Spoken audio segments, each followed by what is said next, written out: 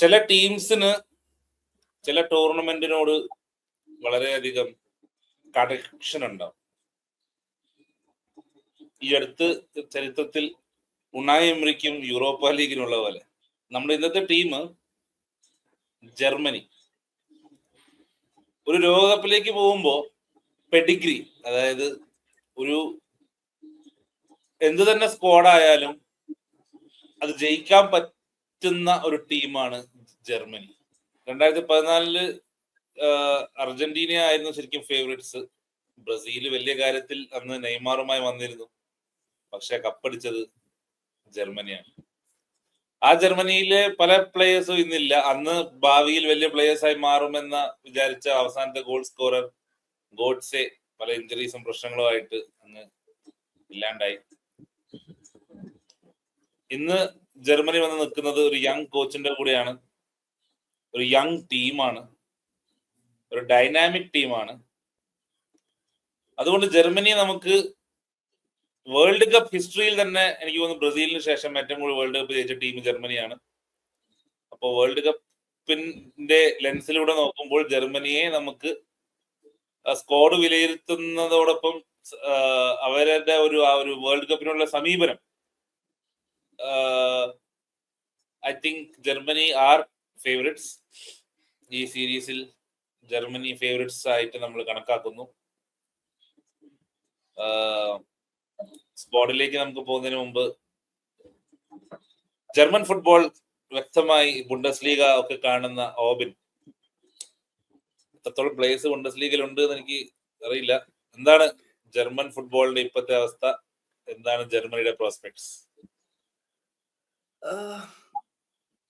German football ഇപ്പം നമ്മൾ ചരിത്രം വെച്ചൊക്കെ പറയുമ്പോൾ ക്രിസ് പറഞ്ഞതൊക്കെ ഒരു വിധമല്ല, ഞാൻ സമ്മതിക്കുന്നു. പക്ഷേ സമീപകാല ചരിത്രം അത്ര നല്ലതല്ല അവർക്ക്.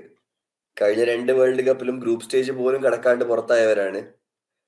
2014 അവർക്കുണ്ടായിരുന്ന സ്ക്വാഡ്, അല്ലെങ്കിൽ ആ വേൾഡ് കപ്പ് വിന്നിംഗ് സ്ക്വാഡ്, അല്ലെങ്കിൽ അതിന് മുന്നേ എന്നൊക്കെ പറയുമ്പോൾ ഒരു ജർമ്മൻ, അറ്റ്ലീസ്റ്റ് കഴിഞ്ഞ 20 വർഷത്തെ ഏതൊരു ജർമ്മൻ വേൾഡ് കപ്പ് എന്ന് പറയുമ്പോഴും ആദ്യം മനസ്സിൽ വരുന്ന ഒരു പേര് മിറോസ്ലാവ് ക്ലോസയാണ്.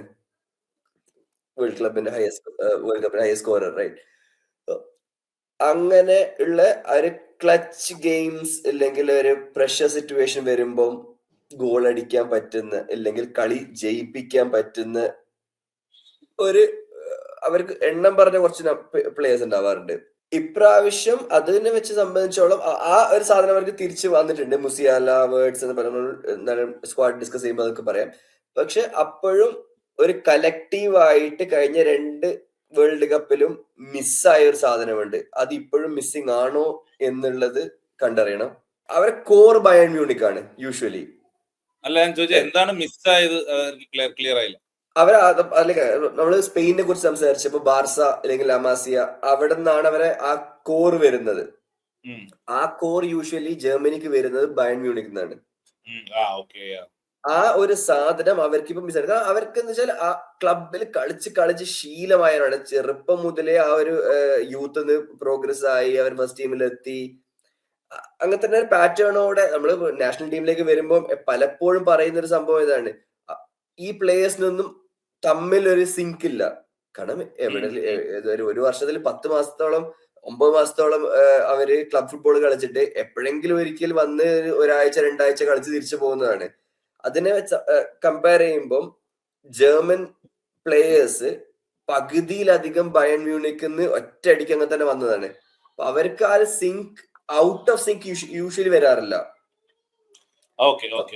ആ ഒരു സാധനം ഒരു കുറച്ച് കാലമായിട്ട് അവർക്ക് മിസ്സാകുന്നുണ്ട്. അതിൽ വലിയൊരു ഫാക്ടർ റയൽ മാഡ്രിഡ് സ്പെയിനിൽ ചെയ്യുന്ന ആ പണി ഇവിടെ ബയൺ ചെയ്യുന്നുണ്ട്. കണ്ട എല്ലാ പ്ലേയേഴ്സിനും അപ്പുറത്ത് വാങ്ങിക്കൊണ്ടിരുന്നു. അവർ ജർമ്മൻ പ്ലേയേഴ്സിനാണ് കൂടുതലും വാങ്ങുന്നുള്ളത് എന്നുള്ളത് ഒരു പരിധി വരെ ഓക്കെയാണ്. ബട്ട് സ്റ്റിൽ ബാക്കിയുള്ള ക്ലബിൽ സ്റ്റാർ ആയി കഴിഞ്ഞാൽ അവരെ ഇങ്ങോട്ടേക്ക് വാങ്ങുക, അതാണ് അവർ ചെയ്തുകൊണ്ടിരിക്കുന്നുള്ളത്. ആക്ച്വലി എനിക്ക് ചോദിക്കാനുള്ളത് സ്വരൂപിനോടാണ്. 2 കാര്യം സിമ്പിൾ. അതായത് ഈ ജർമ്മൻ ടീമിന്റെ അവരുടെ പ്രതീക്ഷ എന്ന് പറയുന്നത് ശരിക്കും മൂസിയാലും വേർഡ്സ് ആണ്. ഈ 2 പ്ലേയേഴ്സും ഒരു കണക്കിന് ഇപ്പം മ്യൂസിയൽ ഇഞ്ചുറി കാരണവും വേർഡ്സ് കാരണവും ഔട്ട് ഓഫ് ഫോം ആണെന്ന് പറയാം. അപ്പോ അവർക്ക് ഈ വേൾഡ് കപ്പിൽ ഒരു എന്താ പറയാ തിരിച്ച് ഒരു സ്പാർക്കിലേക്ക് വരാൻ പറ്റുന്നുണ്ട്. യെസ്, ഇപ്പൊ സ്ക്വാഡിന്റെ കേസ് പറയുകയാണെങ്കിൽ എക്സ്പീരിയൻസ്ഡ് പ്ലേയേഴ്സിൽ നിന്ന് സ്റ്റാർട്ട് ചെയ്യാം. അപ്പോ ക്യാപ്റ്റൻ കഴിഞ്ഞു കഴിഞ്ഞാൽ മിഡ്ഫീൽഡിലുള്ള ഗോററ്റ്സ്കയാണ് അവരുടെ മിഡിലെ മീൻസ് ഇത്ര കാലമായിട്ട് ഉണ്ടായിരുന്ന. ബട്ട് അയാൾക്കൊരു നല്ല സീസൺ ഉണ്ടായിട്ടില്ല ഇപ്രാവശ്യം എന്ന് പറഞ്ഞു കഴിഞ്ഞാൽ അയാൾ ഇത്തിരി ഡൗൺ ആയിട്ടുണ്ട്. അയാളുടെ പീക്ക് കഴിഞ്ഞ പോലെ ഒരു സിറ്റുവേഷൻ ആണ്. ആ സമയത്ത് അവർ ഈ മിഡ്ഫീൽഡിനെ എങ്ങനെ നെക്സ്റ്റ് സ്റ്റേജിലേക്ക് കൊണ്ടുപോകുന്നുള്ളത് ആണ്. അവർക്ക് അതിന് വേണ്ട പ്ലേയേഴ്സ് ഉണ്ട്, സ്റ്റില്ലർ ഉണ്ട്, പൗലോവിച്ച് ഉണ്ട്, നല്ല പ്ലേയേഴ്സ് ഉണ്ട്. അവരെങ്ങനെ അത് ബാലൻസ് മീൻസ് എങ്ങനെ അത് മുന്നിലേക്ക് കൊണ്ടുപോകുന്നുള്ളത് കണ്ടിരിക്കാം. അറ്റാക്കിംഗ് വൈസ് മുസിയലയും വേർഡ്സും ആണെങ്കിൽ നല്ല ഫോമിൽ തന്നെയാവും. ജർമ്മനിക്ക് വേണ്ടി കളിക്കുമ്പോൾ അവർ നല്ല പീക്കിൽ തന്നെ കളിക്കും. സുദീപിന് എന്താ തോന്നുന്നത്? സുദീപിന് ഈ മുസിയല വേർഡ്സ് അവരെ ഡിപ്പെൻഡ് ചെയ്യാൻ പറ്റുമോ? കാരണം on the back of the season they had. Yes, അതിലേക്ക് വരാം. അതിനു മുമ്പ് ജസ്റ്റ് നമ്മൾ പറഞ്ഞല്ലോ, ഇപ്പോ നമ്മളിവിടെ ഫേവറേറ്റ് ആയിട്ടുള്ള ടീമുകളെ കുറിച്ച് പറഞ്ഞുകൊണ്ടിരിക്കുക. അപ്പോ അതില് ജർമ്മനിക്ക് ആക്ച്വലി കേരളത്തിൽ നല്ല ഫാൻ ബേസ് ഉണ്ട്. പലപ്പോഴും നമ്മള് പല സ്ഥലത്തും ഫ്ലെക്സുകളും ഇതൊക്കെ ജർമ്മനിയുടെയും കാണാറുണ്ട്. അത് പഴയ പ്ലേയേഴ്സ് അവരുടെ ക്ലോസേ ആയാലും മറ്റ് ബെല്ലാക്കിന്റെ കാലഘട്ടം ആ സമയത്തൊക്കെ ഷോൺ സ്നൈഗർ നല്ല ഒരു കോർ ടീമും അത് ബേസ് ചെയ്തിട്ടുള്ളതൊക്കെ ഉണ്ടായിരുന്നു. ആ ഒരു ഫാൻ ബേസ് ഇപ്പോഴും ഉണ്ട്. ജർമ്മനിയുടെ ഫാൻ ബേസ് ഇപ്പൊ ശരിക്ക് നേരത്തെ സ്പെയിനിന്റെ പോലെ അവരങ്ങ് ഉണർന്നു വന്നേക്കുക. സ്പെയിനിന്റെ നമ്മൾ കഴിഞ്ഞ ദിവസം പറഞ്ഞുള്ളൂ, പുതിയൊരു ജനറേഷൻ യങ്ങൊരു പ്ലേയേഴ്സിന്റെ ഒരു ഗ്രൂപ്പ് വന്നിട്ടുണ്ട്. അവരെ വെച്ച് അവര് കളിച്ചുകൊണ്ടിരിക്കുക, നെക്സ്റ്റ് ജനറേഷനിലേക്ക് പോവുകയാണ്. ജർമ്മനിയുടെ അങ്ങനെ മുഴുവൻ അങ്ങനെ പറയാൻ പറ്റില്ലെങ്കിലും അവർക്ക് നല്ല എക്സൈറ്റിംഗ് ടാലന്റഡ് ആയിട്ടുള്ള യങ് പ്ലേയേഴ്സ് വന്നിട്ടുണ്ട്. അപ്പൊ അതിലാണ് ഇപ്പൊ ക്രിസ് പറഞ്ഞ ഒരു ക്വസ്റ്റ്യൻ ആയിട്ടുള്ളത് ഈ ഇവരുടെ കാര്യം, വേർഡ്സും മുസിയാലയും. ഡെഫിനറ്റ്ലി നമ്മള് ഏത് വേൾഡ് കപ്പിൽ കോമ്പീറ്റ് ചെയ്യുന്ന ഏത് പ്രധാനപ്പെട്ട ഫേവറേറ്റ് ആയിട്ടുള്ള രാജ്യങ്ങൾ എടുത്തു നോക്കിയാലും അവരോട് കിടപിടിക്കാവുന്ന രണ്ട് ക്വാളിറ്റി അറ്റാക്കിംഗ് ആയിട്ടുള്ള പ്ലേയേഴ്സ്. അവർക്കെല്ലാം ഫോർവേഡ് പൊസിഷനിൽ എവിടെ വേണമെങ്കിലും കളിക്കാൻ പറ്റും. പക്ഷെ അവര് ഏറ്റവും നല്ലത് അറ്റാക്കിംഗ് മിഡ്ഫീൽഡ് പൊസിഷനിൽ തന്നെയാണ്. പക്ഷെ എവിടെ വേണമെങ്കിലും അവർക്ക് കയറി ഓടി നടന്ന അങ്ങനെയുള്ള ഇന്നത്തെ മോഡേൺ പ്ലേയേഴ്സ് അങ്ങനെയാണ്. അപ്പൊ ഈ ജർമ്മനിയില് നെഗൽസ്മാന്റെ മെയിൻ ലക്ഷ്യം പന്ത് വിൻ ചെയ്യുക, എങ്ങനെയെങ്കിലും ഇവരെ പ്ലേയിലേക്ക് കൊണ്ടുവരാം.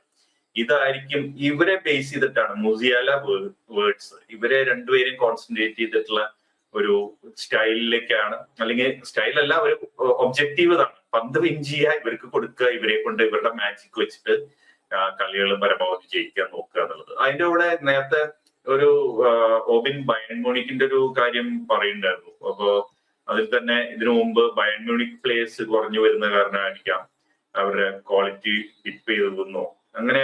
പക്ഷെ അങ്ങനെ അതൊരു കാരണമാണെങ്കിൽ എനിക്കവിടെ ബയൺ മ്യൂണിക് പ്ലേയേഴ്സ് കുറെ ഉണ്ടായാലും ഈ കഴിഞ്ഞൊരു 10 വർഷത്തിന്റെ ഇടയിൽ ഉണ്ടായ കാര്യങ്ങളാണ്. ഇപ്പൊ ബയൺ മ്യൂണിക്കായിട്ട് നമ്മൾ ഒരുപാട് കാര്യങ്ങൾ കണ്ടതാ. ചില മെയിൻ ജർമ്മൻ പ്ലേയേഴ്സിന്റെ ഒരു കോൺട്രവേഴ്ഷ്യൽ പോലെ ആയതാ ജർമ്മൻ ലീഗില്.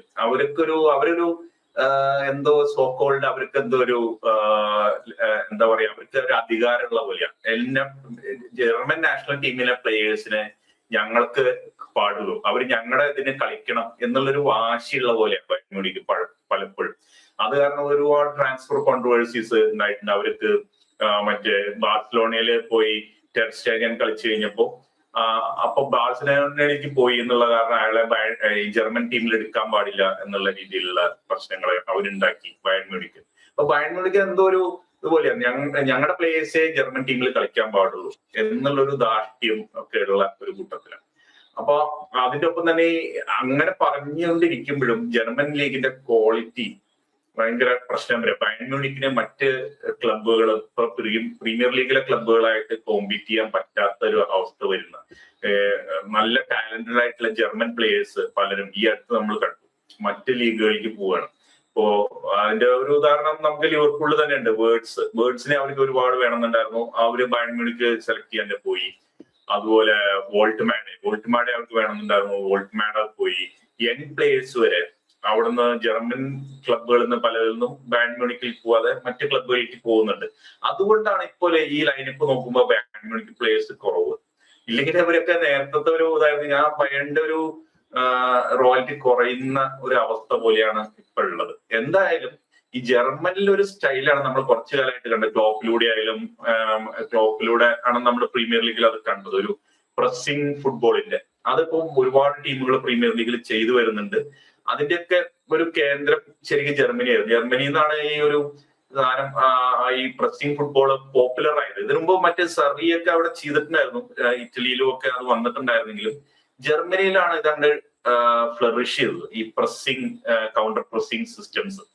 അതിൽ നിന്നാണ് ആ ഒരു സ്റ്റൈലിലേക്കാണ് ഇപ്പൊ നെഗൽസ്മാൻ അതിൽ വന്നുകൊണ്ടിരിക്കുന്നത്. അപ്പോ അങ്ങനൊരു സ്റ്റൈലിലാണ് ഈ ഇത് മറ്റേ ഇവര് കളിച്ച് വന്നുകൊണ്ടിരിക്കുന്നത് ജർമ്മൻ ടീം ഇപ്പൊ നെഗൽസ്മാന്റെ അണ്ടറിൽ.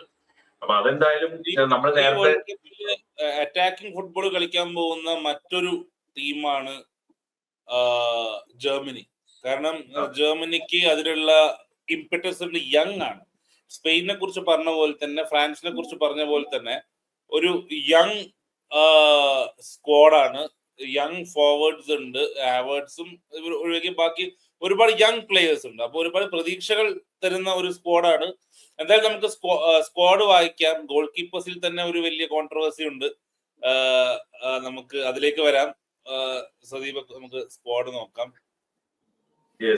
സ്ക്വാഡിലേക്ക് വരാം. അപ്പോ squad first goal keepers Oliver Baumann, പിന്നെ മാനുവൽ നോയർ, അലക്സാണ്ടർ ന്യൂബൽ, ഇതാണ് ഗോൾ കീപ്പേഴ്സ് ആയിട്ടുള്ളത്. അപ്പോ എന്താണ് പിന്നെ പറയാനുള്ളത്? ഇവിടെയാണ് എന്താ പറയാ, ഈ ജർമ്മൻ പ്ലേയേഴ്സ് മാത്രമല്ല, ഈ Bayern influence in German team. ഇല്ലെങ്കിൽ തിരിച്ച് പറയുന്നതിന് മുമ്പ് എനിക്ക് തോന്നുന്നു ഈ FA കപ്പിലൊക്കെ ഈ ജയന്റ് കില്ലേഴ്സ് എന്നൊക്കെ പറയുന്ന കുറെ ക്ലബ്സ് ഉണ്ടല്ലോ, അതുപോലെയാണ് ഈ പോഡ്കാസ്റ്റിലെ ഓബിൻ. ജയന്റ്സിനെ നോക്കി വേട്ടയാടിയിട്ട് ആൾക്കാരെ കയ്യിൽ നിന്ന് തെറി മേടിക്കലാണ് ഇപ്പൊ പണി. പറഞ്ഞ ഇല്ലാത്തതൊന്നും ഇതുവരെ പറഞ്ഞിട്ടുമില്ല. സോ സംഭവം ലൈക് ന്യൂയർ റിട്ടയർ ചെയ്തിട്ട് കുറച്ച് കാലങ്ങളായി, and he was injured, right. ബയണിന് കുറെ കാലത്ത് ഇൻജേർഡ് ആയിട്ട് അവര് സെക്കൻഡ് ഗോളിനെയും തേർഡ് ഗോളിനെയും വെച്ച് കളിക്കുന്നതായിരുന്നു. ഒരു സമയത്ത് 4 ഗോൾ കീപ്പർ വരെ ഇൻജേർഡ് ആയിട്ടുള്ള ബയൺ, റൈറ്റ്. ആ സിറ്റുവേഷനൊക്കെ ഉണ്ടായിരുന്നു. ന്യൂ ഇയർ റീസെന്റ് ആണ് തിരിച്ചു വന്ന് ഗെയിംസ് ഒക്കെ കളിക്കാൻ തുടങ്ങി. ഫുൾ ഫോമിലേക്ക് എത്തിയിട്ടില്ല. ഇത്രയും കാലം ഈ ക്വാളിഫയേഴ്സ് മുഴുവൻ കളിച്ചത് ഒലിവർ ബോമൻ ആണ്. അവസാനത്തെ ഓർമ്മ ശരിയാണെങ്കിൽ അവസാനത്തെ 4-5 കളി ക്ലീൻ ഷീറ്റോടെ ജർമ്മനി ജയിച്ചിട്ടുണ്ട് ക്വാളിഫയേഴ്സ്. ഇതൊക്കെ കഴിഞ്ഞ് സ്ക്വാഡ് അനൗൺസ് ചെയ്തതിന്റെ 1 മാസം മുന്നെയോ അല്ലെങ്കിൽ അതിലും കുറഞ്ഞ സമയത്തിൽ ന്യൂ ഇയർ പെട്ടെന്ന് തിരിച്ചു വിളിപ്പിച്ചു ഒരു വേൾഡ് കപ്പ് കളിക്കാൻ. അത്രയും യങ് ആയിട്ടുള്ള അല്ലെങ്കിൽ ഇൻഎക്സ്പീരിയൻസ്ഡ് ആയിട്ടുള്ള ഒരു കീപ്പർ ഒന്നുമല്ല ബോമൻ. അവന് തന്നെ 30-35 വയസ്സെങ്ങാനുണ്ട്. അപ്പൊ ഇത്രയും ഒരു ടീമിനെ ക്വാളിഫയേഴ്സ് മുഴുവൻ കളിച്ച് ആ ഒരു നിലയിൽ എത്തിച്ചിട്ട് വേൾഡ് കപ്പ് ആവുമ്പോഴേക്ക് റിട്ടയർ ചെയ്തൊരു പ്ലെയറിനെ തിരിച്ചു കൊണ്ടുവരുന്നു. അതിൽ തന്നെ ബയേണിൽ തന്നെ ഒരു എന്താ പറയാ, ഒരു ആക്ഷേപമുണ്ട്, ഇവിടെ പ്ലെയർ പവർ കൂടുന്നുണ്ട് എന്നുള്ളതില്.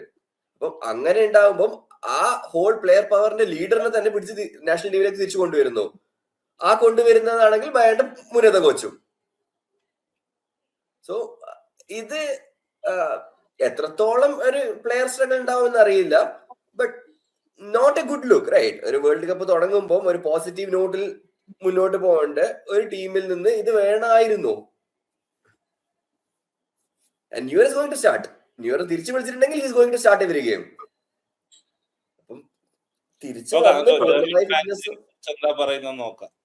അല്ല, അതിന് വേറൊരു പെർസ്പെക്റ്റീവ് കൂടി പറയാമല്ലോ. ഇപ്പോ ന്യൂ ഇയർ അത്ര എക്സ്പീരിയൻസ്ഡ് ആയിട്ടുള്ള ഒരു കീപ്പറാണ്.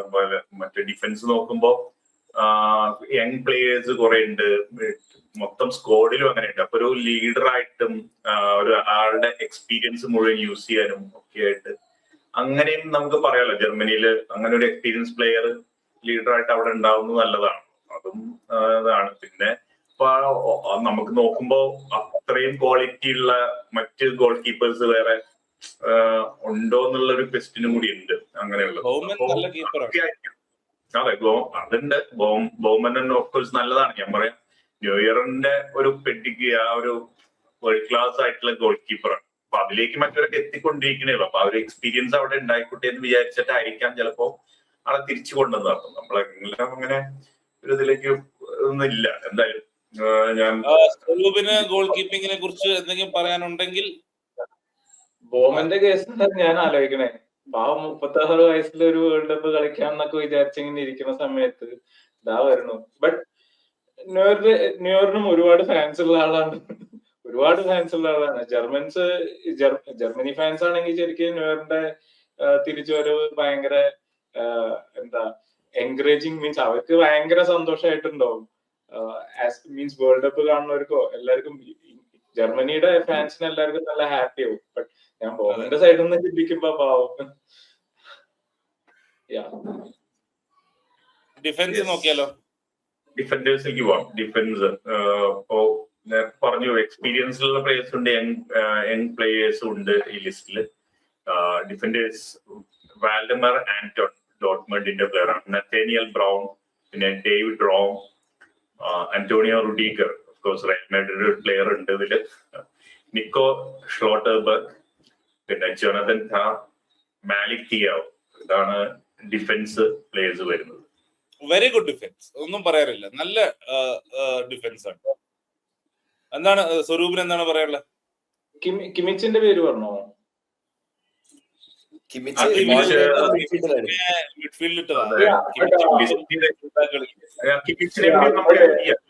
കുറിച്ച് പറയുമ്പോൾ അതും കൂടി ആഡ് ചെയ്യാം. കാരണം സ്ക്വാഡ് ലിസ്റ്റ് അവർ അനൗൺസ് ചെയ്തപ്പോ മിഡ്ഫീൽഡിലാണ് കിമിച്ചിനെ അവർ പ്ലേസ് ചെയ്തത്. അത് കാരണമാണ് നമ്മളത് ഇതിൽ പറയാം. പക്ഷെ ഓഫ്കോഴ്സ് നമുക്ക് കിമിച്ചിനെയും കൂടി അതിൽ ഇൻക്ലൂഡ് ചെയ്യാം. എന്റെ എക്സ്പെക്ടേഷൻ മീൻസ് ലെഫ്റ്റില് രണ്ടും നല്ല ക്വാളിറ്റി ലെഫ്റ്റ് ബാക്സ് ആണ് രണ്ടും. അതെ, ബ്രൗണും അതെ, റോമും അതെ. ബട്ട് ബ്രൗൺ തന്നെ സ്റ്റാർട്ട് ചെയ്യുന്നുണ്ടാവുക, യങ് ആണ്. മാനേജറിന് നല്ല വിശ്വാസമുള്ള ഒരു ലെഫ്റ്റ് ബാക്ക് ആണ്. കുറെ ആള് പറയലുണ്ടായി, കുറെ കാലായിട്ട്, മീൻസ് ഇങ്ങനെ ഒരു പ്രോസ്പെക്റ്റിനെ കിട്ടിയതിൽ ഉള്ള സന്തോഷമൊക്കെ പറയലുണ്ടായിട്ടുണ്ട്. പിന്നെ റൈറ്റില് കിമിച്ച് മിക്കവാറും മിഡ്ഫീൽഡിൽ റൈറ്റിൽ തന്നെ കളിക്കുക. പിന്നെ ഷോട്ടർബെക്ക്, മീൻസ് ലിവർപൂളിൽ ലിങ്ക് ഒക്കെ ഉണ്ടായിരുന്നു, പക്ഷെ ഇതൊക്കെ എന്തിനാണെന്ന് അറിയില്ല. ബട്ട് അവൻ തന്നെയാണ് സ്റ്റാർട്ടിങ് ലെഫ്റ്റ്. ലീഡർഷിപ്പ് ഉള്ള പ്ലെയർ ആണ്, യങ് ആണ്. പിന്നെ അത്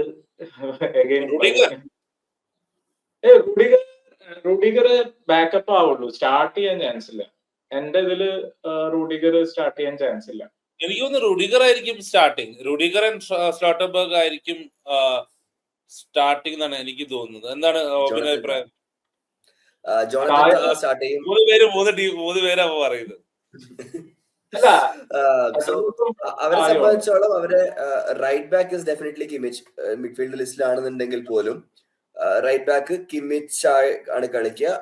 അത് എന്നെ സംബന്ധിച്ചോളം അതൊരു ഇഷ്യൂ ആണ്. അവരെ ക്യാപ്റ്റൻ ആണ്, one of the most influential player ആ മിഡ്ഫീൽഡിൽ ഉണ്ടായിരുന്നുവെങ്കിൽ ചെയ്യാവുന്ന ഒരു പ്ലെയറിനെ റൈറ്റ് ബാക്കിൽ കൊണ്ടുവരേണ്ടി വരുന്നതാണ്. കാരണം അവർക്ക് റൈറ്റ് ബാക്ക് ഇല്ല, വേറെ റൈറ്റ് ബാക്ക് ഇല്ലായ്മ കാരണം അവിടെ കൊണ്ട് കളിക്കുന്നതാണ്. അതിപ്പോ നമ്മള് എന്താ പറയാ, ലിവർപൂൾ ഫാൻസിനെ സംബന്ധിച്ചോളം സൊബോസ്ലൈ മിഡ്ഫീൽഡിൽ വേണം, പക്ഷെ സ്ലോട്ട് കൊണ്ടുപോയി അവിടെ റൈറ്റ് ബാക്ക് കളിക്കും. റൈറ്റ് ബാക്ക് അവിടെ കളിപ്പിച്ചാൽ മോശമാണെന്ന് പറയുന്നില്ല, സൊബോസ്ലൈ കളിച്ചോളൂ. പക്ഷെ മിഡ്ഫീൽഡിൽ കുറച്ചുകൂടി നല്ല ഗുണം കിട്ടിയേനെ. ആ ഒരു അവസ്ഥയാണ് ഇപ്പൊ കിമിച്ചിന്റെ. ക്യാപ്റ്റനാണ്, ലീഡറാണ്. ഇന്നലെ നടന്ന USA ജർമ്മനി മാച്ചിൽ ടാവും ഷ്ലോട്ടർബെക്ക് സ്റ്റാർട്ട് ചെയ്തു.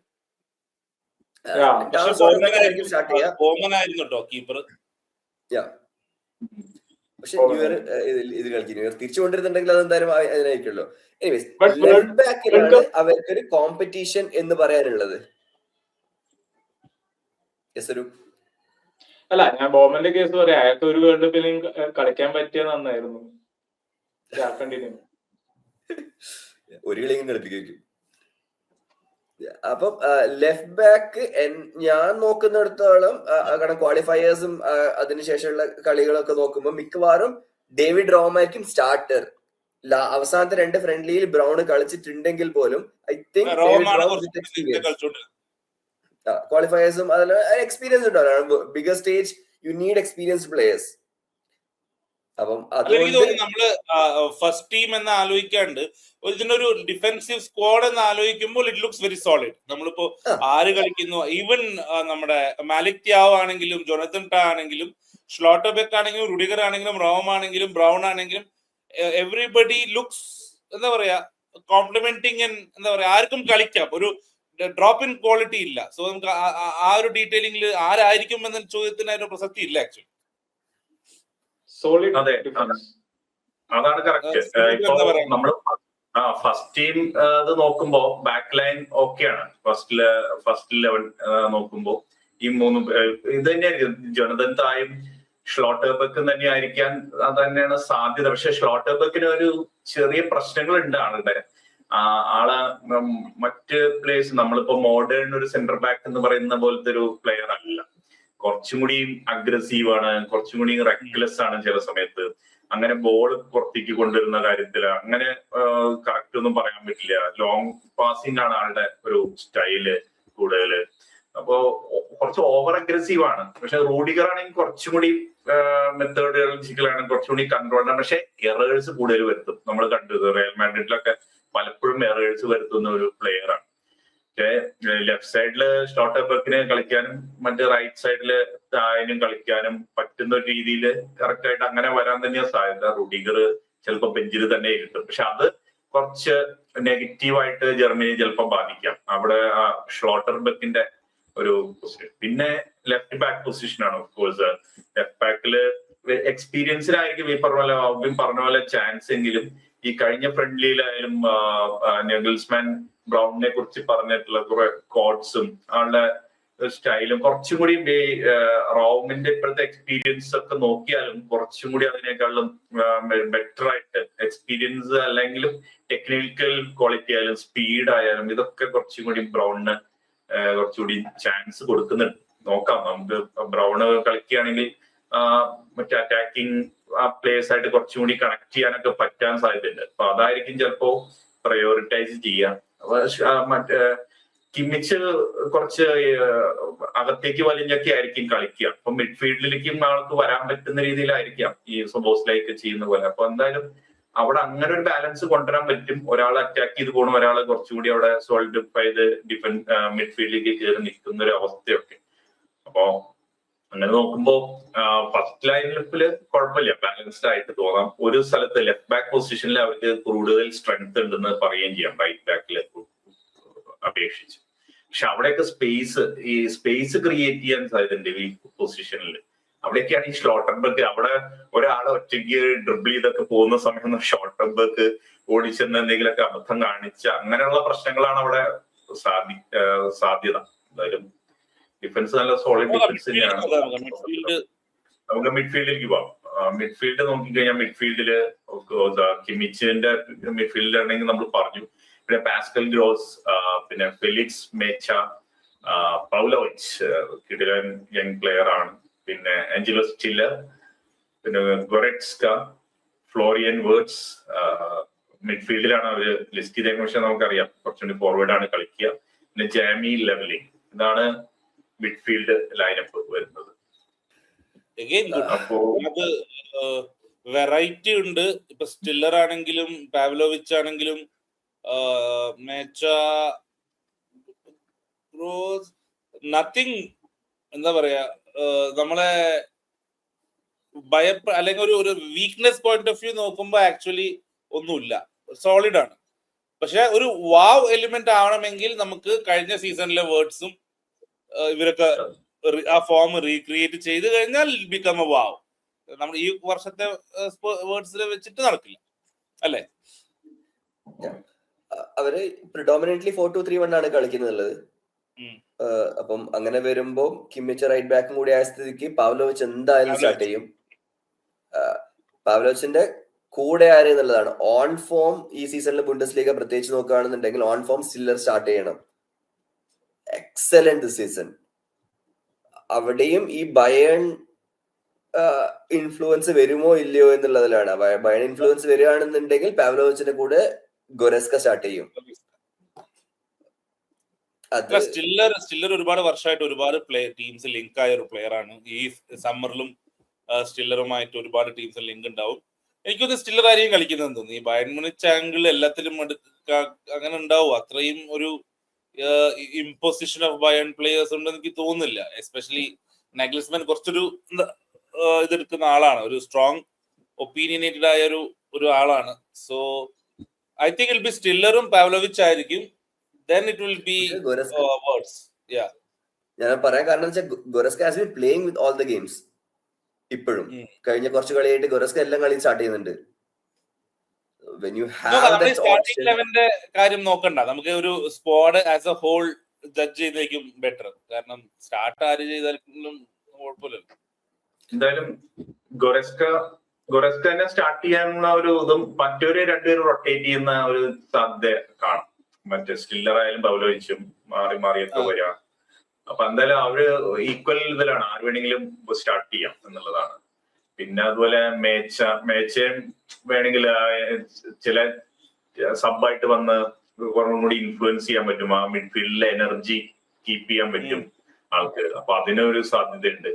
അപ്പൊ അങ്ങനെയൊക്കെ മിഡ്ഫീൽഡിൽ ഈ കാര്യങ്ങളൊക്കെ ആയിരിക്കും ചെയ്യാൻ സാധ്യത. പിന്നെ യങ് പ്ലേയേഴ്സ്, വേറെ പ്ലേയേഴ്സ് ഒക്കെ ഈ മറ്റേ വീക്ക് ടീംസിന്റെ കൂടെ ഒക്കെ കളിക്കാനേ സാധ്യതയുള്ളൂ. ഇവര് 4 പേരായിരിക്കും മിക്കവാറും ഈ മിഡ്ഫീൽഡില് കൂടുതലും ടൈം സ്പെൻഡ് ചെയ്യാം.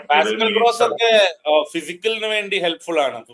ക്രോസസ് ആണെങ്കിലും പുള്ളിയുടെ ഒരു ഗ്രോസിന്റെ കേസ് ഞാൻ പറയാൻ വരുമായിരുന്നു. കാരണം അയാള് സ്ക്വാഡ് പ്ലെയർ ആണ്.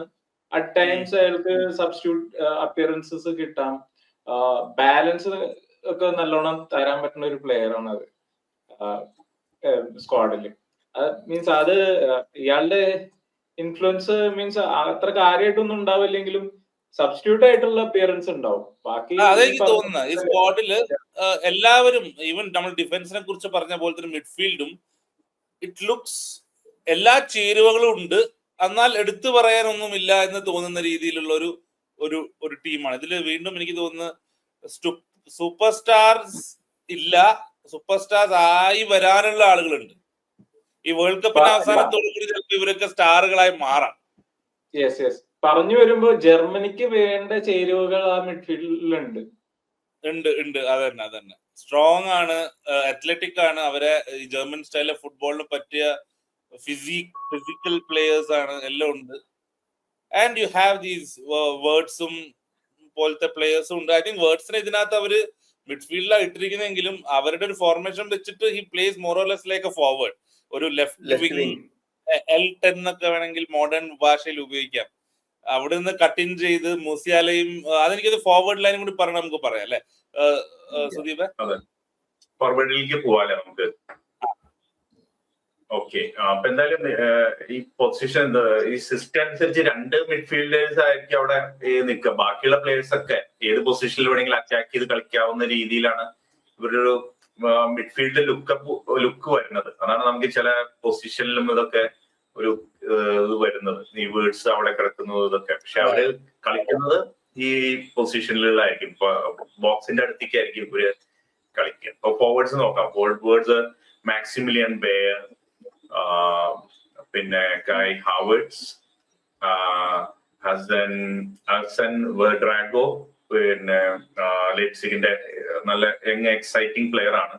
പിന്നെ ജമാൽ മുസിയാല, ഓഫ്കോഴ്സ്, ലെറോയ് സേനെ, പിന്നെ ഡെനിസ് ഉണ്ടവ് ഉണ്ട്, പിന്നെ നിക് വോൾട്ട്മാനെ.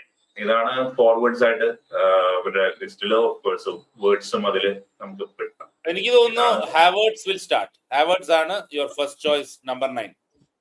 മുസിയാല ഫിറ്റ്നസ് പോലെ ഇരിക്കും മുസിയാല എത്രത്തോളം കളിക്കും എന്നുള്ളത് വരുന്നത്. കാരണം അല്ലെങ്കിൽ മുസിയാല വേർഡ്സിന്റെ ഒരു ഇന്റർചേഞ്ച് ആണ്. അവര് പൊതുവെ അവരാണ് ക്രിയേറ്റീവ് ഏരിയ കൺട്രോൾ ചെയ്യുന്നത്. ഇവർക്ക് ഇത്തവണ വോൾട്ടമാറെ ഉള്ളത് കൊണ്ട് ഡെന്നിസ് ഉണ്ടാവുന്നുണ്ട്. സോ ബേസിക്കലി ഓപ്ഷൻസ് ഉണ്ട് that they can switch it up. Sane could be used. Sane ഇപ്പൊ സീനിയർ സിറ്റിസൺ ആണ് അവിടുത്തെ. അപ്പൊ സാനെ ഇവരെ ഗൈഡ് ചെയ്യാൻ വേണ്ടി ഇവരെ ഉണ്ടാവും. I think if they are playing 4-2-3-1, അവരുടെ midfield should probably be Pavlovic Stiller or Pavlovic Goretzka. Words as a number 10, Musiala is as left, Musiala on the left, Sane on the right. അത് അവർ switch ചെയ്യും. അത് അവർക്ക് ഒരു permanent position ഒന്നുമില്ല. Words ചിലപ്പം കളിച്ച് നമ്മുടെ കൊട്ടീനിയോ പണ്ട് കളിച്ച പോലെ ഇങ്ങ് പോവും. മുസിയാല സെന്ററിലോട്ട് വരും. Sané will go wide and as you know Havertz will come short, Musiala will go in. So ആ ഒരു ഫ്ലൂയിഡ് ആയ ഫ്രണ്ട് ഫോർ അവർക്കുണ്ട്. അപ്പോ ഐ ഫീൽ ഈ പ്ലേയേഴ്സിനെ ഇപ്പം മാറ്റുകയാണെങ്കിൽ പോലും മാക്സിമം ബിയർ ആണെങ്കിലും ഒഡ്രാഗോ കുറച്ചുകൂടി ഡീപ്പർ കളിക്കുന്ന പ്ലെയർ ആണ്. ആക്ച്വലി ഇവിടെ ഈ മിഡ്ഫീൽഡേഴ്സും ഫോർവേഡ്സും പറയുമ്പോൾ അപ്പുറത്തൊക്കെ ഉണ്ട്. ഒഡ്രാഗോനെ വേണമെങ്കിൽ നമുക്ക് മിഡ്ഫീൽഡർ കാണാം. അപ്പോ വോൾട്ടർമാരെ ക്യാൻ ഓൾസോ പ്ലേ യുവർ മറ്റേ ഹാവേർട്സ് റോൾ. പുള്ളി ഹൈറ്റ് ഉള്ളത് കൊണ്ട് ഒരു ടാർഗറ്റ് മാൻ അല്ല. ഈ ഓൾസോ കംസ് ഡൗൺ. ഒരു 9.5 പുള്ളി, ഒരു 9.5-10 ആ ഏരിയ കളിക്കുന്ന പ്ലെയർ ആണ്. എനിക്ക് തോന്നുന്നു അതുകൊണ്ട് സ്പെയിനിന്റെ കോച്ചിനെ കുറിച്ച് പറഞ്ഞ പോലെ തന്നെ Nagelsmann is also one of the coaches who is much more dynamic. ഇപ്പം അപ്പുറത്തെ ആൻചലോട്ടി, ഡിഷാംസ്, ടുക്കൽ പോലെ റിജിഡ് ആയ ട്രഡീഷണൽ കോച്ചസിന്റെ അടുത്ത് I think Nagelsmann you can see. നമ്മൾ നേരത്തെ സുദീപ് പറഞ്ഞ പോലെ കിമ്മിച്ച് വിൽ നമ്മുടെ ട്രെൻഡ് കളിച്ച പോലെ അണ്ടർലാപ്പ് ചെയ്തുകൊണ്ട് മിഡ്ഫീൽഡിലേക്ക് വരികയും വിങ് നിന്ന് വരികയും ഇവിടെ സാനെ വൈഡ് തന്നെ നിൽക്കുകയും ചെയ്യുമ്പോൾ മുസിയാലയും വേർഡ്സും പൊസിഷൻ മാറ്റി Havertz will come down, probably one of the midfielders. So ഒരുപാട് ഓപ്ഷൻസും ഒരുപാട് സ്റ്റൈൽസും, എന്താ ഒറ്റ വാക്കിൽ പറയുകയാണെങ്കിൽ ഫ്ലൂയിഡിറ്റി, ഒരു വളരെ ഫ്ലൂയിഡ് ആയ ഒരു അറ്റാക്കിംഗ് ടീമാണ് ശരിക്കും ജർമ്മനി, അല്ലെ? അറ്റാക്കേഴ്സ് നമ്മൾ തുടങ്ങുമ്പോൾ I would start with player who missed out.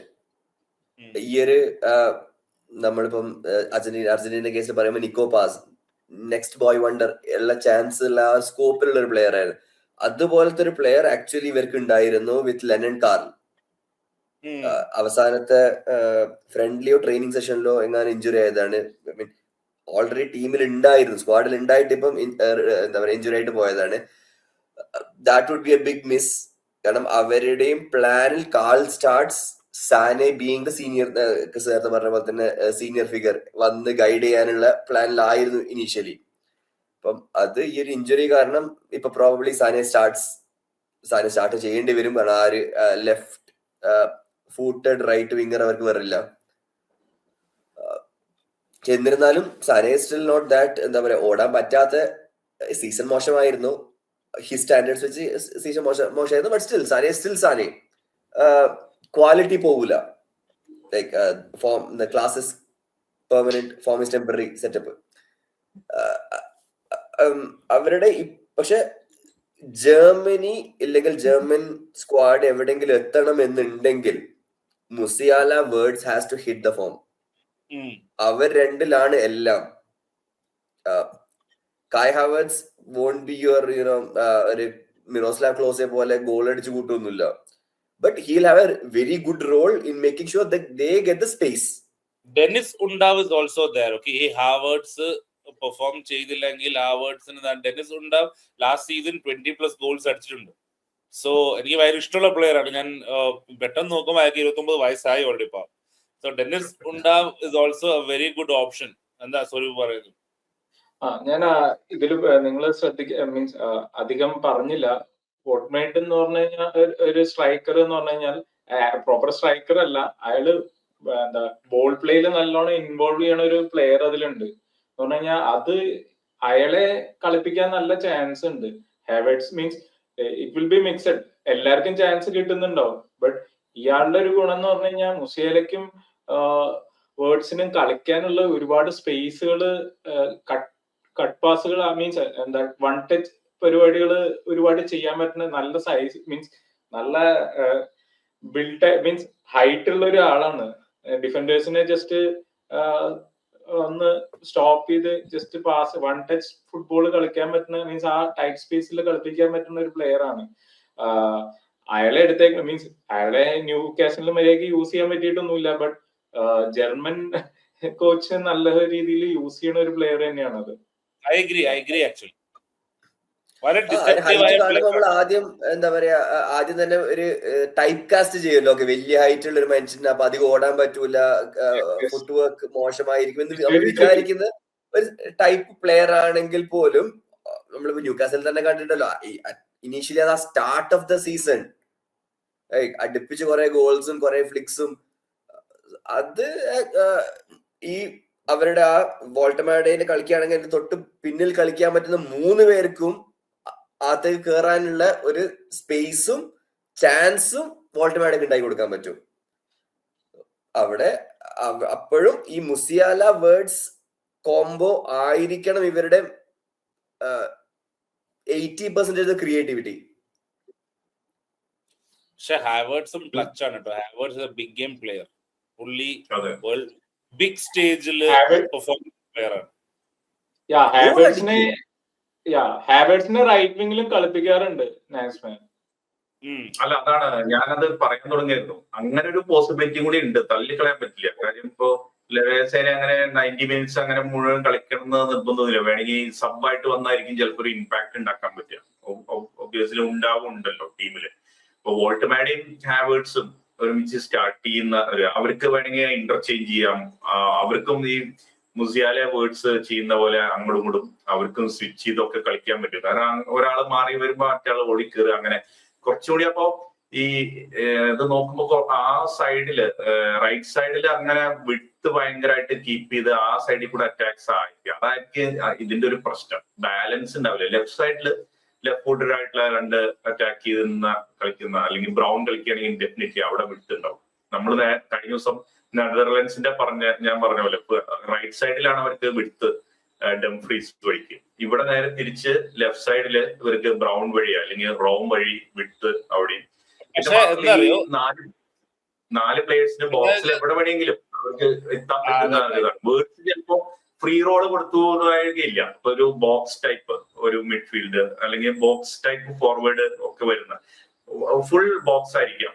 മറ്റേ 2 മിഡ്ഫീൽഡേഴ്സ്, 2 അറ്റാക്കിംഗ് മിഡ്ഫീൽഡേഴ്സ്, 2 ഫോർവേഡ് എന്നുള്ള രീതിയിൽ വേർഡ്സും വോൾട്ടമാഡയും 2 സൈഡിലേക്കും ഒക്കെ മാറി അങ്ങോട്ടും ഇങ്ങോട്ടും ഒക്കെ മാറാം. അങ്ങനെ ഒരു ഫ്ലൂയിഡ് ആയിട്ടുള്ള ഒരു സിസ്റ്റം ഇവർക്ക് വേണമെങ്കിൽ കളിക്കാൻ പറ്റും. ഒരു ബോക്സ് മിഡ്ഫീൽഡ് ഞാൻ സാധ്യത കാണുന്നുണ്ട്. മറ്റേ സാധനം ഇറക്കുന്നുണ്ടോ 4-2-2-2-2? അത് ഞാൻ പറഞ്ഞില്ല. ബോക്സ് പറയുമ്പോ ആർനെ സ്ലോട്ടിന്റെ അവസാനം പെട്ടിയിലായി. അതെ, ലിവർപൂൾ ഫാൻസിന് വേർഡ്സിന്റെ കളി വന്നു കഴിഞ്ഞിട്ട് ലിവർപൂളില് മര്യാദയ്ക്ക് കളിക്കണ കാണാൻ പറ്റിയില്ലെങ്കിലും ജർമ്മനിയിൽ നന്നായിട്ട് കളിക്കണ കാണാം. പാസ് ആൻഡ് മൂവ് പാസ് ചെയ്ത് മൂവ് ചെയ്ത് കഴിഞ്ഞ് ബോള് കിട്ടാതെ എങ്ങനെ നിക്കണ അല്ലാണ്ട് തിരിച്ച് ബോള് കിട്ടണത് കാണാം. അല്ല, എനിക്ക് തോന്നുന്നു എനിക്ക് ജർമ്മനിയുടെ കാര്യത്തില് ആ ബാലൻസ് ഇല്ലായ്മ ഫീൽ ചെയ്യുന്നില്ല. കാരണം ഇറ്റ് ഈസ് ബൈ ഡിസൈൻ. നെഗ്ലസ്മെന്റെ സ്റ്റൈല് കുറച്ചും കൂടി മോഡേൺ ആണ്. ഈ കൂമനെ പോലെ ഒന്നും അല്ല. സോ ഞാൻ ഈ വേർഡ്സിനെ ലിവർപൂൾ സൈൻ ചെയ്ത ടൈം തൊട്ട് ജർമ്മനിനെ ഫോളോ ചെയ്യുന്നുണ്ട്. വളരെ ഫ്ലൂയിഡ് ആണ്. അവരെല്ലാവരും പൊസിഷൻസ് അങ്ങോട്ടും ഇങ്ങോട്ടും മാറ്റി. Especially Havertz is a very underrated player. അത് ആർസണൽ ഫാൻസ് ഹൈപ്പ് ചെയ്തത് മാത്രമല്ല, പക്ഷെ generally from footballing point of view, at the risk of Liverpool's fans wrath, I feel ഫെർമിനോന്റെ ഒരു മോൾഡ് ഉള്ള പ്ലെയർ ആണ് Firmino. He can bring others in to the game. ആ വഴി നോക്കുമ്പോ I think this German team can get results. And plus they will play attacking football. എനിക്ക് ആ attacking ഫുട്ബോളിലെ ഈ സിസ്റ്റത്തിൽ ഒരു പ്രശ്നം എന്ന് പറയുന്നത് ട്രാൻസിഷൻ ആയിരിക്കും. അതായത് അറ്റാക്ക് ഡിഫൻസ് അത് കോപ്പ് ചെയ്യാൻ പറ്റുമോ എന്നുള്ളതാണ് ചോദ്യം. മസൂർ പറ. ജർമ്മനിക്ക് ഈ പറഞ്ഞ പോലെ സ്പെയിനിന്റെ പ്രശ്നം ഉണ്ടാവാൻ സാധ്യതയില്ല. കാര്യം എന്താന്ന് വെച്ച് കഴിഞ്ഞാൽ ഇപ്പോ പാരോവിച്ച് ആയാലും സ്റ്റില്ലർ ആയാലും നല്ല ഡിഫെൻസീവ് ആയിട്ട് കളിക്കാൻ പറ്റുന്ന ഒരു പ്ലേയേഴ്സ് ആണ് രണ്ടുപേരെ. പിന്നെ ഈ പറഞ്ഞ പോലെ കിമിച്ചും കൂടിയും ഇൻവേർട്ടഡ് ആയി, മീൻസ് എനിക്കറിയില്ല ഇൻവേർട്ടഡ് ആയി വരുമോന്ന് അറിയില്ല. ഇൻവേർട്ടഡ് ആയി വരികയാണെങ്കിൽ ശരിക്കും പറഞ്ഞു കഴിഞ്ഞാൽ ഈ രണ്ടുപേരും പാവ്ലോവിച്ചും സ്റ്റില്ലറും രണ്ടുപേരും ഒരുമിച്ച് സ്റ്റാർട്ട് ചെയ്യേണ്ട ഒരു റിക്വയർമെന്റ് അവിടെ ഇല്ല ശരിക്കും ടീമിന്. അല്ല ആക്ച്വലി ഞാൻ പറയാം അതെന്താ സംഭവിക്കുന്നത് വെച്ചാല് മിഡ്ഫീൽഡ് 3-ല് ഒരാള് വേർഡ്സ് ആണ് അവരുടെ Wirtz and technically if you playing 4-2-3-1 പാവ്ലോവിച്ചും സ്റ്റില്ലറുമാണ്. നമ്പർ 10 ആയിട്ട് വരുന്നത് വേർഡ്സും. പക്ഷെ in attacking on the ball, Kimmich will join the midfield, will make it a midfield 3 and Wirtz will move towards edge of the box. കിട്ടിയോ ഞാൻ പറഞ്ഞ? അതായത് ഫുള്ളി മിഡ്ഫീൽഡ് ജോയിൻ ചെയ്യും.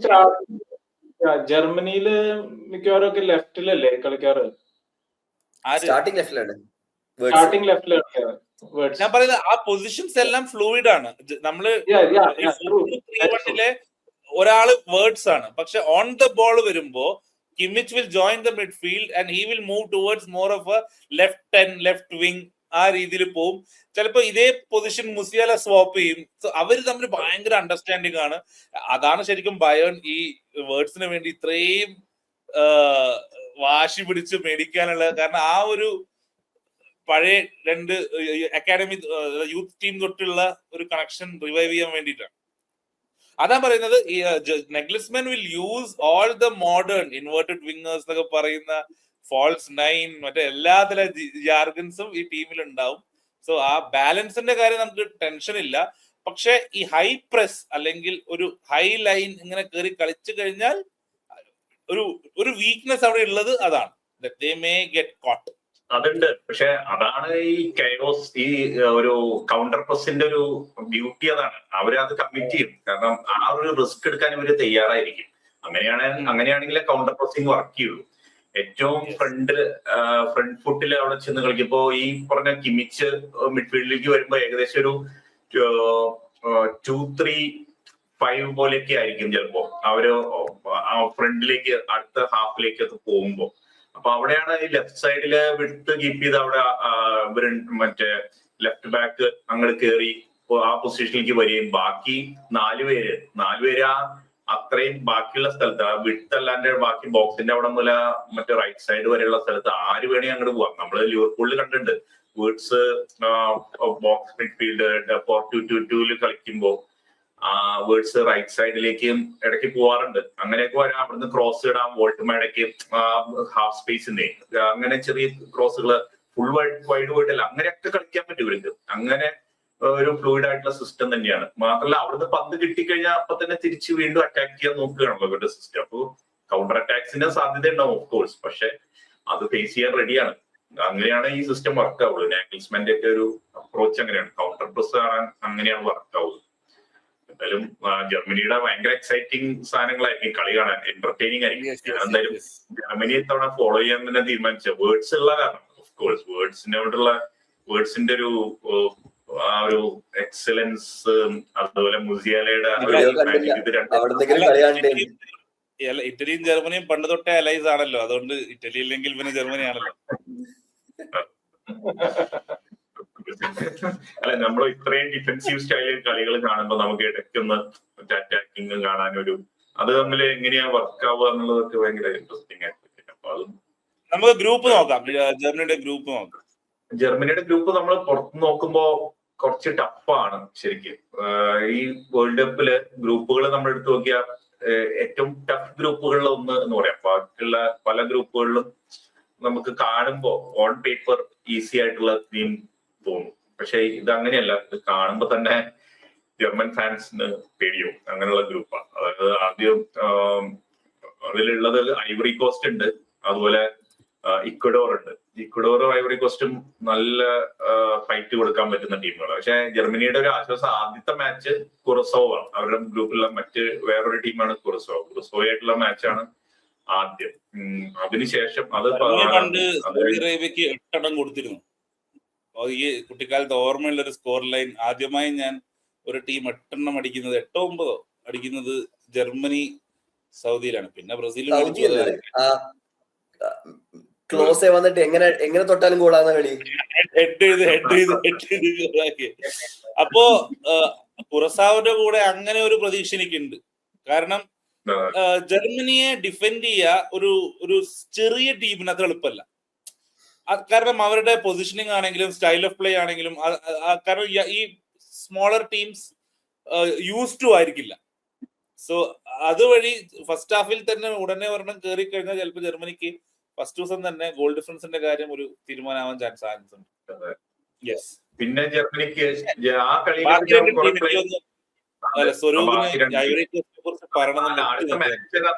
ആദ്യത്തെ മാച്ച് കുറസോ, അത് കഴിഞ്ഞിട്ട് ഐവറി കോസ്റ്റ് ആയിട്ടുള്ള മാച്ചാണ് വരുന്നത്.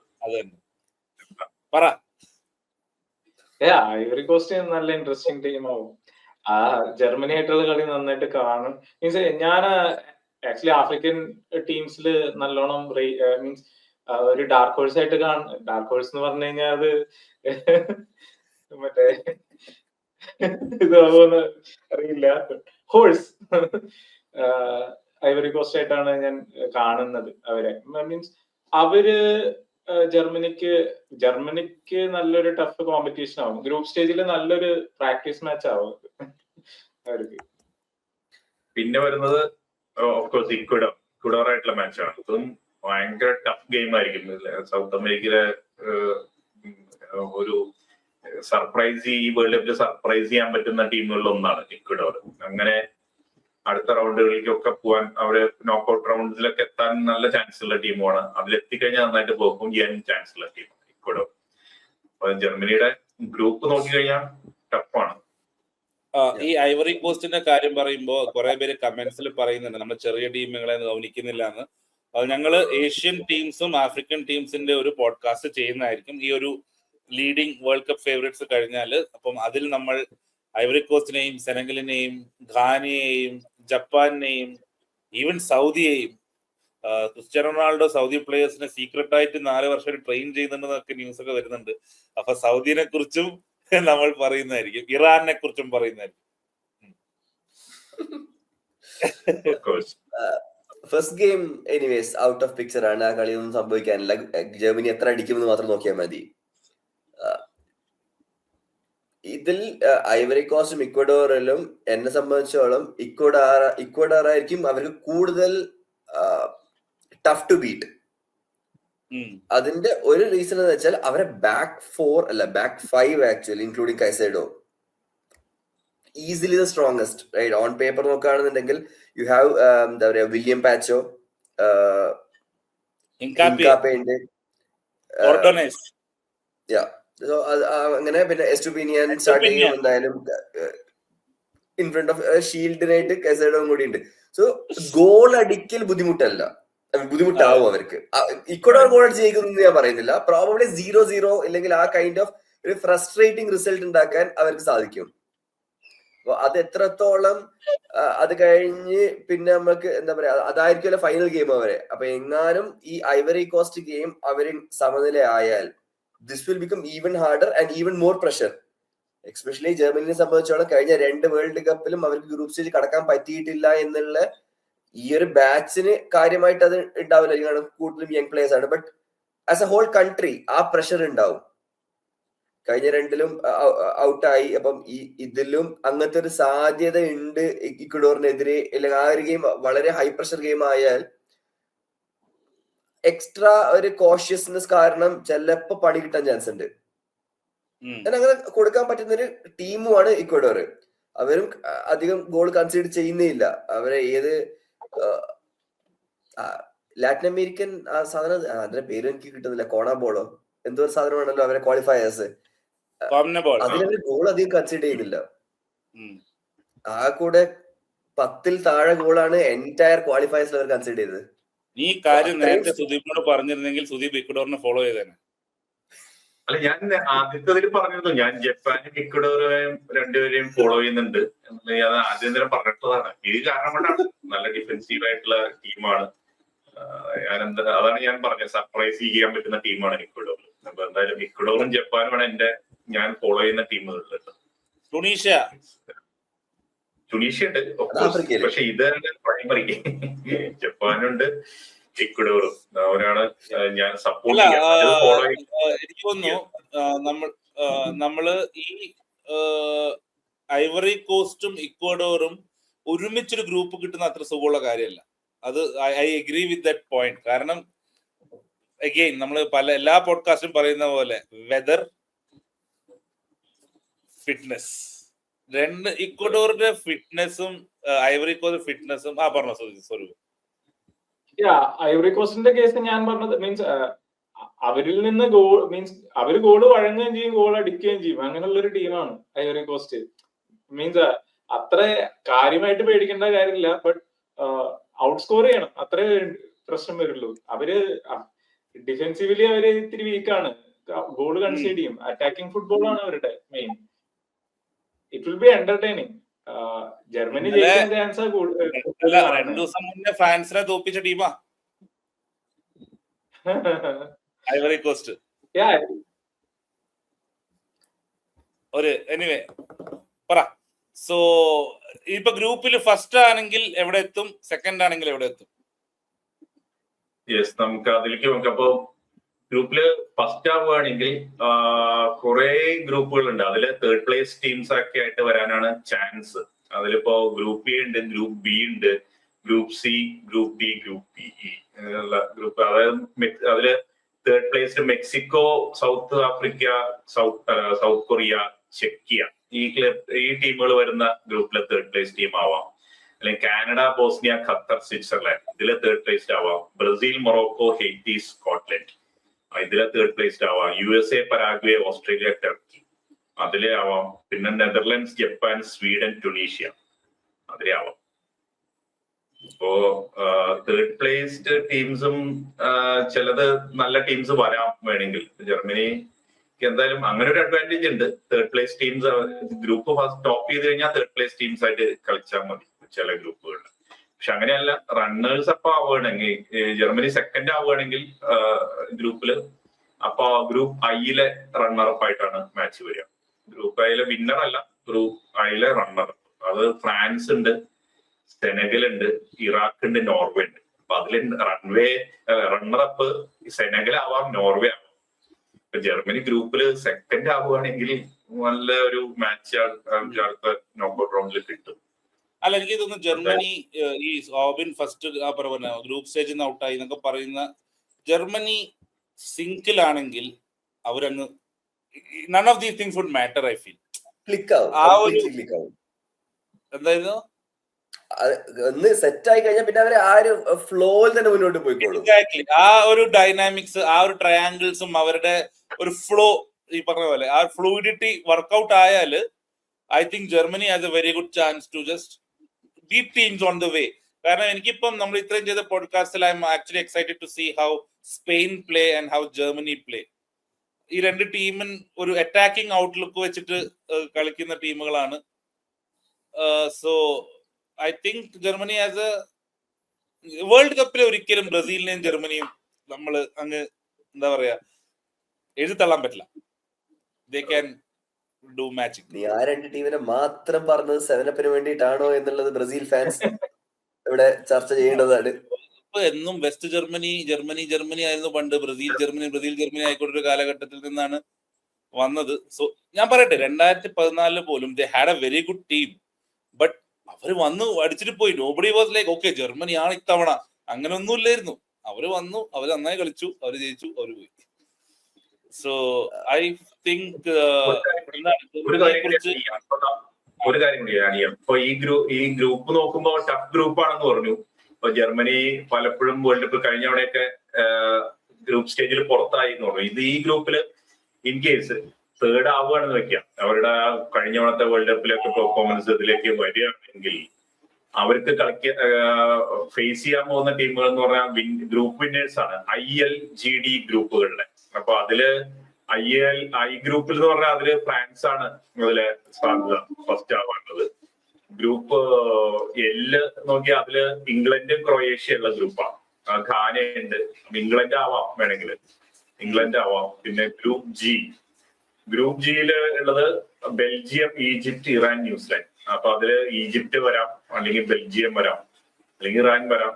ഇതിൽ ഏത് ടീം വേണമെങ്കിലും വരാം. ന്യൂസിലൻഡ് പറയുന്നില്ല, സാധ്യതയില്ല. പിന്നെയുള്ള ഗ്രൂപ്പ് ഡി ആണ്. ഗ്രൂപ്പ് ഡിയില് USA, പരാഗ്വേ, ഓസ്ട്രേലിയ, ടർക്കി.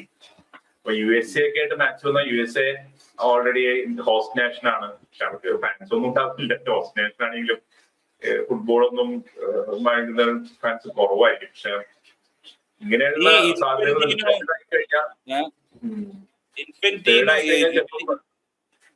ഇൻഫെന്റീനോ ഇറ്റലിക്കാരനല്ലേ? അങ്ങനൊന്നല്ല, പൈസ കൊടുത്ത് ആരെ കൂടെ ആവും. അതല്ല, അല്ല ഇത്രമാത്രം ഗ്രൂപ്പ് ഒരുമാതിരി കോൺഗ്രസ്സുകാരൊക്കെ ഒന്ന് ബന്ധമുണ്ടെന്നത്. ഈ വേൾഡ് കപ്പിൽ നമ്മളിത് എങ്ങനെ കണ്ടു തീർക്കും? 48 ടീം. ആൻഡ് ഇപ്പം ഇതിന്റെ ഒരു വൈരുദ്ധ്യം എന്ന് പറഞ്ഞു കഴിഞ്ഞാൽ ഈ കുറസാവിനെ ജർമ്മനി ഒരു 5 or 6 അടിച്ചിട്ട് ബാക്കി രണ്ടും തോക്കില്ല. ഞാൻ പറഞ്ഞ അങ്ങനെ ആയി നിൽക്കട്ടെ, എന്നാലൊരു ക്വാളിഫൈ ആവും.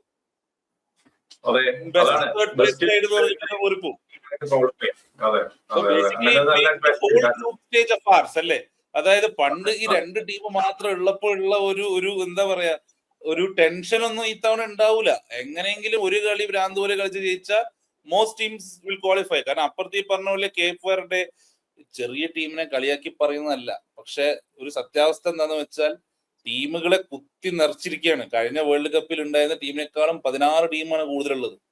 അപ്പോ ഓഷ്യാന സൈഡിൽ നിന്നും മറ്റേ ഏഷ്യ സൈഡിൽ നിന്നും ഒരുപാടെണ്ണം മറ്റേ ഈ ഗോൾഡ് കപ്പ് കളിക്കുന്ന ടീംസ് അവരൊക്കെ ഉണ്ട്. അപ്പൊ സോ ഇറ്റ് ഇസ് ആക്ച്വലി എന്താ പറയാ, ഈ പാവപ്പെട്ട ടീമുകളെ കൊണ്ടുപോയിട്ട് അവിടെ അവർ ഒന്നും ചെയ്യാൻ പറ്റില്ല. So it's not about see ഇപ്പം ചെറിയ ടീമുകൾ എന്ന് പറയുമ്പോൾ in traditional World Cup sense are your Korea, Japan, world സൈഡിൽ they are big Asian teams. പക്ഷെ ഇപ്പം സ്വരൂപ് പറഞ്ഞ Ivory Coast, Senegal, even your Uruguay, Paraguay, അതായത് ജസ്റ്റ് ഒന്ന് ഇതിന്റെ ഒരു ആ ടോപ്പ് ബ്രാക്കറ്റിന്റെ പുറത്തുള്ള ടീംസ്, ബെൽജിയം അണ്ടർ ഡോഗ്സ് ആയിട്ട് വരുന്ന ടീമുകൾ. പക്ഷെ ഇവിടെ അങ്ങനെ അല്ല. ഇവിടുത്തെ ചെറിയ ടീം എന്ന് പറഞ്ഞാൽ ശരിക്കും ചെറിയ ടീമാണ്. സോ ആ ഒരു അഡ്വാൻറ്റേജ് ബിഗ് ടീംസിന് ഈ വേൾഡ് കപ്പിൽ ഉണ്ടാവും. അവരെ പഞ്ഞിക്കിട്ടിട്ട് കയറി പോവാന്നുള്ളത്. ഐ തിങ്ക് നമ്മൾ പറയേണ്ട എല്ലാ വിഷയങ്ങളും പറഞ്ഞു. 1 മണിക്കൂർ എന്തോ ആയി നമ്മൾ ജർമ്മനിയെ കുറിച്ച് പറയുന്നത്. നമുക്ക് സ്വരൂപിനെ മാത്രം അവസാനമായിട്ട് പ്രഡിക്ഷനിലേക്ക് എല്ലാവരും 1-1 ആയിട്ട് പോവാം. Where do you think Germany will finish? ജർമ്മനിക്ക് ഒരു റൗണ്ട് ഓഫ് 16 ഫ്രാൻസിന് ആയിട്ട് കളി വരാൻ ചാൻസ് ഉണ്ട്. എന്റെ പ്രഡിക്ഷൻ അതാണ്. ബട്ട് ഫ്രാൻസിനെ തോപ്പിക്കോ എന്നുള്ള കാര്യത്തില് സംശയം. റൗണ്ട് ഓഫ് 16 മേ ബി അത് കടക്കും മാക്സിമം. അതിന്റെ അപ്പുറത്തേക്ക് പോകാൻ ചാൻസ് കുറവാ. മെയിൻലി ബിക്കോസ് നാക്സ്മാന്റെ കീഴിൽ എന്ന് പറഞ്ഞു കഴിഞ്ഞാൽ മിക്സഡ് റിസൾട്ട്സ് ഒരുപാട് ഉണ്ടാവാറുണ്ട്.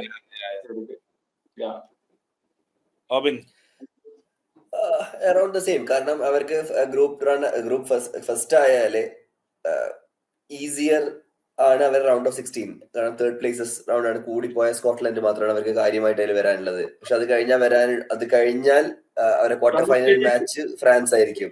അഗൈൻ അപ്സെറ്റ്സ് ഒന്നും ഇല്ലെങ്കിൽ ഇവരെ ഹൈലൈൻ വേഴ്സസ് ഫ്രാൻസിന്റെ ആ ഫ്രണ്ട് 4 അത് എത്രത്തോളം നടക്കുന്ന അറിയില്ല. അപ്പൊ മിക്കവാറും അവിടെ നിർത്തിയിട്ട് പോകേണ്ടി വരും. So quarter finals max. Sudeep, ഈ സ്റ്റൈൽ ഓഫ് ഫുട്ബോളില് വെച്ചിട്ട് അവർക്ക് എന്തായാലും ഫൈനലിലൊന്നും എത്താൻ സാധിക്കില്ല. അതിനു മുമ്പ് തന്നെ അവര് പോകാനുള്ള സാധ്യത. മാത്രമല്ല ഈ സ്ക്വാഡിൽ ഒരുപാട് പ്രശ്നങ്ങളുണ്ടല്ലോ, നമ്മൾ ഡിസ്കസ് ചെയ്തു ഈ കാര്യങ്ങൾ. എന്തായാലും ഫസ്റ്റ് നോക്കൌട്ട് റൗണ്ട് കടക്കും. അത് കഴിഞ്ഞ് പിന്നെ അധികം അടുത്ത നോക്കൌട്ട് റൗണ്ടിലേക്ക് പോകാൻ ചാൻസ് ഇല്ല. അത്രേ ഉള്ളൂ. First knockout round 16 round of 16 അവിടെ വരെ എത്തേണ്ട ചാൻസ്. ഒരു ക്വാർട്ടർ ഫൈനൽ എത്തുന്ന എനിക്കും തോന്നുന്നത്. ഐ തിങ്ക് ഒരു നമ്മൾ ഇത്രയും പോസിറ്റീവ്സ് പറഞ്ഞെങ്കിലും വേറെ ടീംസിന്റെ ക്വാളിറ്റിയും പിന്നെ നെഗ്ലസ്മെന്റ്, ഇനിയിപ്പോ പുള്ളിയുടെ ഇൻഎക്സ്പീരിയൻസ് പറയാൻ പറ്റില്ല. ഒരു അറ്റാക്കിംഗ് മൈൻഡഡ് ആയ ഒരു ഫ്ലൂയിഡ് ഫുട്ബോളിനെ വേൾഡ് കപ്പിൽ എത്രത്തോളം അത് ഒരു ടൂർണമെന്റ് ഫുട്ബോളിൽ എങ്ങനെ അത് ആവും നമുക്ക് പറയാൻ പറ്റില്ല. കാരണം ഇത്തവണ ആൻസലോട്ടി, ഡിഷാംസ് അങ്ങനത്തെ കുറെ ടീമുകളുണ്ട്. They may not play your attractive football but they play effective football. So അങ്ങനെ എഫക്റ്റീവായി കളിക്കുന്ന ഈവൻ ഇംഗ്ലണ്ട് വരെ എഫക്റ്റീവായി കളിക്കുന്ന ടീമുകൾ അട്രാക്റ്റീവ് ഫുട്ബോളെ തോപ്പിക്കോ അല്ലെങ്കിൽ അട്രാക്റ്റീവ് ഫുട്ബോൾ കളിക്കുന്ന ടീമുകൾ എഫക്റ്റീവ് ഫുട്ബോളെ തോപ്പിക്കോ നമുക്ക് നോക്കാം. ഓക്കെ, ഞാൻ ഈ പറഞ്ഞ കാര്യത്തിൽ ഞാൻ ജർമ്മനിയെ സപ്പോർട്ട് ചെയ്ത് ഫ്രാൻസിനെ റൗണ്ട് ഓഫ് 16 തോപ്പിക്കട്ടെ എന്ന് തന്നെ ഞാൻ അറ്റാക്കിംഗ് ഫുട്ബോൾ ജയിക്കട്ടെ അല്ലേ? ഫുട്ബോൾ ജയിക്കട്ടെ. അതെ, ഫുട്ബോൾ ജയിക്കട്ടെ. ചുമ്മാ ആർസണൽ ഫാൻസിനെ കളിയാക്കാൻ വേണ്ടി ഓരോ യെസ്. സോ ഫുട്ബോൾ ജയിക്കട്ടെ എന്ന ഇതില്, അറ്റാക്കിംഗ് ഫുട്ബോൾ ജയിക്കട്ടെ എന്നതില് ജർമ്മനിക്ക് ഫാൻസിന് എല്ലാതരം ആശംസകളും നേരുന്നു. വേറൊരു എപ്പിസോഡായിട്ട് നമ്മൾ